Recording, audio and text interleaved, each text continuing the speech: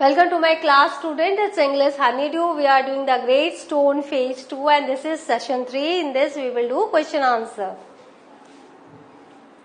Now page number 136, comprehension check. Write true or false against each other following statement.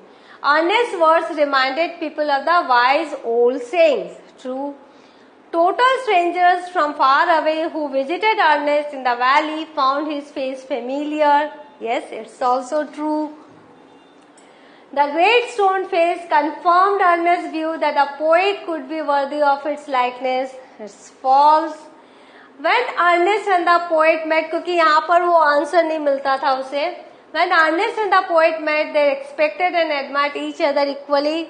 Yes, they respected and met each other, admired each other equally. क्योंकि ये उसके thoughts को पसंद, live image को पसंद करता था Ernest poet के, और जो पोएट है वो इसकी सिंप्लिसिटी और नोबलनेस को पसंद करता था.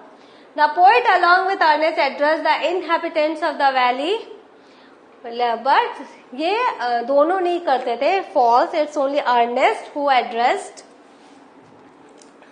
The poet realise that Ernest thoughts were far nobler than his own verses. तो उसका ट्रू, क्योंकि उसको रियलाइज हुआ कि वो जो है वो ज्यादा नोबलर है इसके थॉट्स से. Now working with text, answer the following question. How was Ernest different from others in the valley? Ernest कैसे डिफरेंट था दूसरों के साथ वैली में?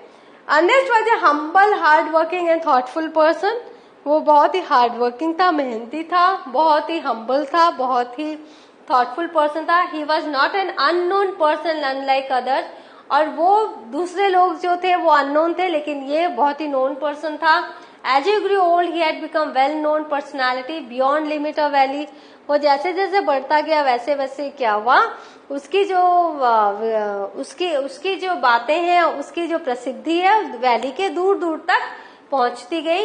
College professors and even active man of cities came from far to meet him. तो college professors, active जो लोग हैं सिटीज के, वो दूर दूर से आते थे और इससे मिलते थे.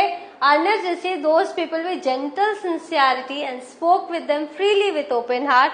और वो खुले दिल से उनसे बातें करता था और बहुत ही जेंटली, सिंसियरिटी के साथ उससे मिलता था. He led a life of good deeds. उसने पूरा जीवन अच्छे काम किए. And with selfless love for others. और दूसरों के साथ बिना किसी सेल्फिशनेस से वो मिलता था. He used to deliver thoughtful words. वो थॉटफुल वर्ड्स डिलीवर करता था from the depth of his heart, अपने दिल की गहराइयों से. His words had power. उसके वर्ड्स में एक पावर था. Since they agreed with the reality of his life. और उसके जो he had his words had power. उसके वर्ड्स में एक पावर था. since they agreed with the reality of his life, क्योंकि ये उसके लाइफ की रियलिटी से एग्री करते थे. while talking to his audience, अपने ऑडियंस से बात करते समय his face would brighten and shine upon them. वो ब्राइट करता था, चमकता था. as with as mild evening light, जैसे कि mild evening light हो. in this way Ernest was different from others in the valley. तो इस तरह से अर्नेस्ट जो था दूसरे लोगों से डिफरेंट था वैली में. Why did Ernest think the poet was like the stone face? तो अर्नेस्ट को क्या ऐसे लगा कि जो पोएट है लाइक स्टोन फेस है. The poet wrote songs with lofty thoughts. जो पोएट था वो लॉफ्टी थॉट्स के साथ सॉन्ग्स लिखता था. The poetry of the poet found its way to Ernest also. और इस तरह से वो अपने कविताओं के जरिए वो अर्नेस्ट के पास पहुंचा. Ernest used to read the poet's poems. और अर्नेस्ट जो है वो पोएट के पोएम्स को पढ़ता था और उसके गानों को पढ़ता था. आफ्टर हिज डेज वर्क, अपने दिन भर के कामों के बाद. एंड फाउंड देम वर्दी. और उसको वो बहुत अच्छे लगते थे, इम्पोर्टेंट लगते थे. When the poet came to meet Ernest, जब पोएट आए अर्नेस्ट से मिलने, he looked wise, gentle and kind. तो अर्नेस्ट कैसा दिख रहा था? Wise, gentle and kind. Even the great stone face appeared bending forward to listen to his talk. तो ऐसा लग रहा था जैसे ग्रेट स्टोन फेस ही आया है उसके पास और उसकी बातों को सुन रहा है. For all these reasons, Ernest began to think that the poet was like the great stone face.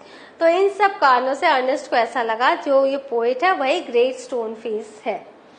What did the poet himself say about his thoughts and poems? लेकिन पोएट अपने बारे में क्या कहता था?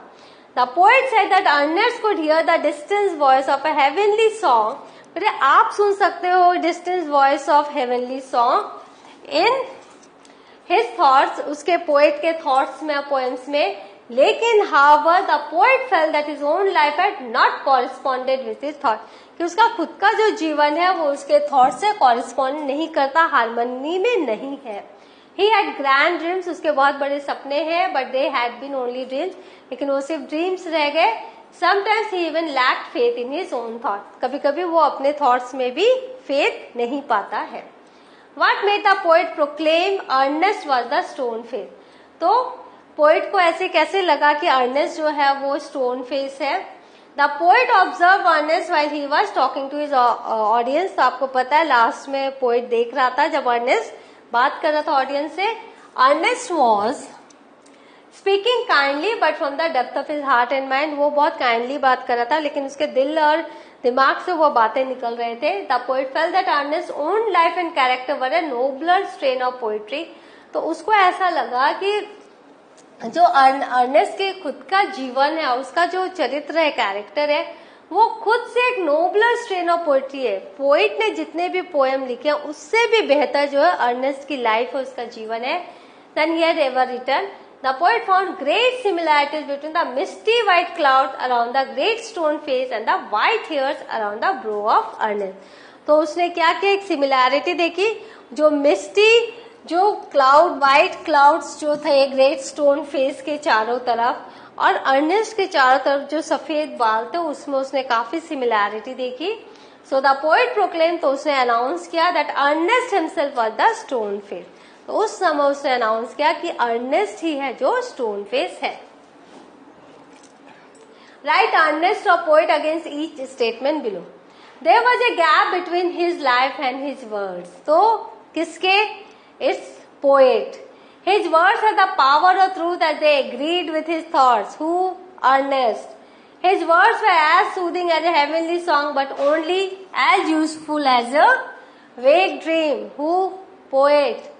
His thoughts were worthy. किसके? Ernest के. Whatever he said was truth itself. Ernest. His poems were noble. Poet. His life was nobler than all the poems. Ernest. He lacked faith in his own thoughts, that is poet. His thoughts had power as they agreed with the life he lived. Ernest. Greatness lies in truth. Truth is best expressed in one's action. He was truthful, therefore he was great. So this is Ernest. तो इस तरह से आपने देखा poet और Ernest कैसे उनके dialogue से हमें पता चला कौन सा पोएट के लिए, कौन सा अर्नेस्ट के लिए है। तो यहाँ पर देखो पहला पोएट, फिर अर्नेस्ट, फिर पोएट, फिर अर्नेस्ट, फिर अर्नेस्ट, फिर पोएट, फिर अर्नेस्ट, देन पोएट, अर्नेस्ट। आप ऐसा करो, पहले आप उसमें लिखो, इसलिए मैंने वहां लिखा नहीं पोएट और अर्नेस्ट, क्योंकि मैंने ओरली आपको बताया। I will have to write by your own and then check it with the answer.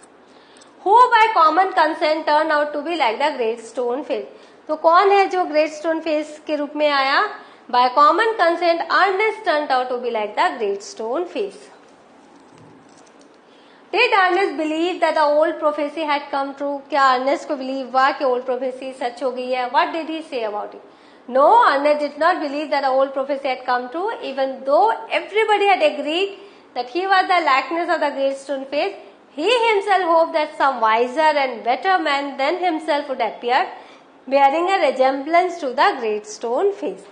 तो लास्ट में आपने देखा ना कि उसने पोएट के हाथों में हाथ लिया और वो अपने घर की तरफ चल गया और ये सोचता रहा कि उससे भी नोबलर एंड वाइजर इंसान आएगा और वो जो ग्रेट स्टोन फेस को रिजेंबल करेगा।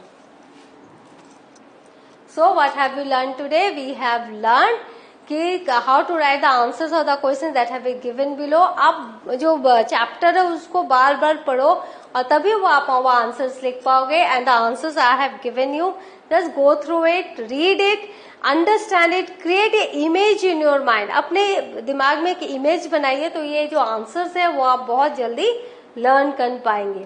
तो the next session I will be here with some other parts of the question answer of the same chapter. Till then, have a good revision. Thank you.